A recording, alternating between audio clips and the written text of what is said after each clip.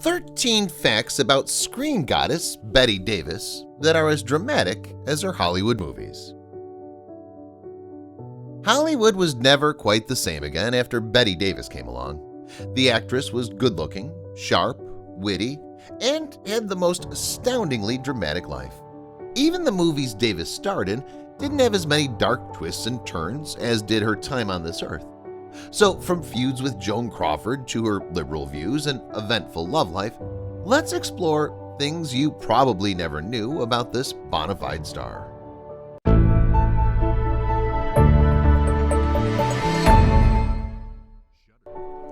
Number 13. Her parents had an unhappy marriage. Just like their daughter, Davis's parents weren't lucky in love. According to the website Factinate, the child was taught that she ought to get married in order to be respectable, but their own marriage was a complete disaster.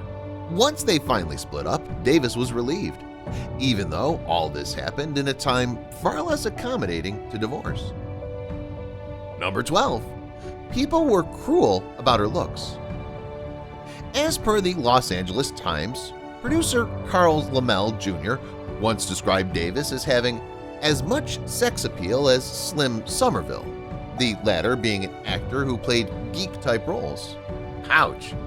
And so another story goes. A studio publicist sent to pick up Davis ended up totally ignoring her because she didn't look like an actress. Number 11. Joan Crawford married the man she loved. During filming of the 1935 movie Dangerous, Davis fell in love with her co-star Franchot Tone. Alas, so did Joan Crawford, and she was faster. Filming on the movie hadn't even finished when the latter announced her engagement to him. Davis said in a 1987 interview with Michael Thornton, "I've never forgiven her for that, and I never will." Number 10. She lost the lead role in Gone with the Wind. If things had gone differently, Davis might well have starred in Gone with the Wind, one of the most famous films of all time. But Factinate notes that Errol Flynn was being considered for the lead role of Rhett at that point, and he was another actor Betty didn't like. So she apparently refused to act alongside him, turned down the role, and that was that. Number 9. She thought intelligence was a terrible hindrance for a woman.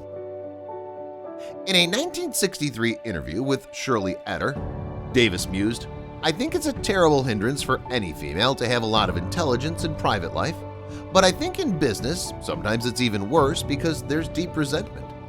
She also thought men find women easier who haven't the ability to think for themselves or stand up for themselves. But of course, she did have that skill. Number 8. Certain conditions had to be met before she starred alongside Crawford. The Davis-Crawford feud came to a head with the iconic movie Whatever Happened to Baby Jane, where the latter played an ailing actress and the former her abusive sister.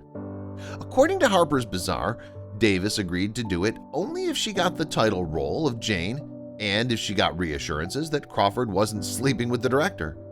That's not because she cared about any affair, though. Instead, Davis seemingly believed that if the director was enamored with Crawford, then the latter would get more close-ups. Number 7. She made an assistant change her name. In her later years, Davis hired an assistant called Catherine Cernak. The latter's first name was actually spelled Catherine with a C, but Davis asked her to change it to spell it with a K. Apparently, the actress also asked her what star sign she was before agreeing to offer her the job. Cernak later claimed all of this in a book about her life with the woman she called Miss D. Number 6. She raised money for the war effort. One of the things Davis was always proudest of was her accomplishments in World War II. During the conflict, she set up a club called the Hollywood Canteen, which offered the troops fine dining and stylish entertainment. And all the money that came in was contributed to the war effort. Such was the success of the canteen that Davis received a Distinguished Civilian Service Medal in 1980. Number 5. Crawford mocked her at the Oscars.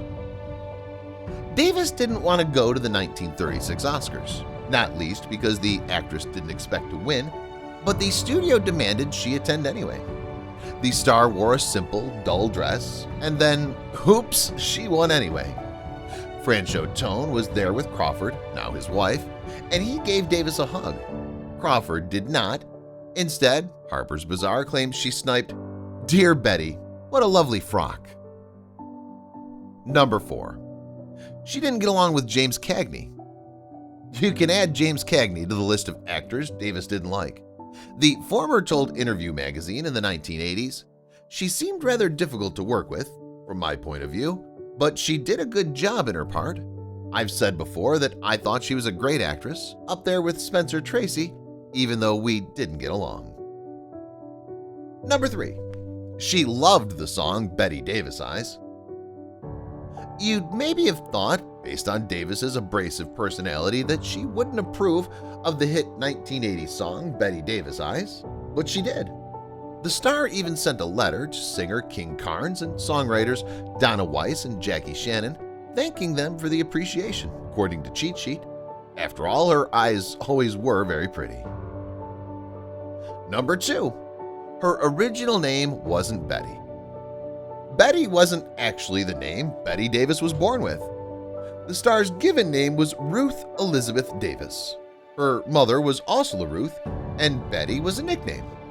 Factinate notes that Davis changed the spelling when she was a little older and saw a friend reading the Honore de Balzac novel La Cuisine Betty.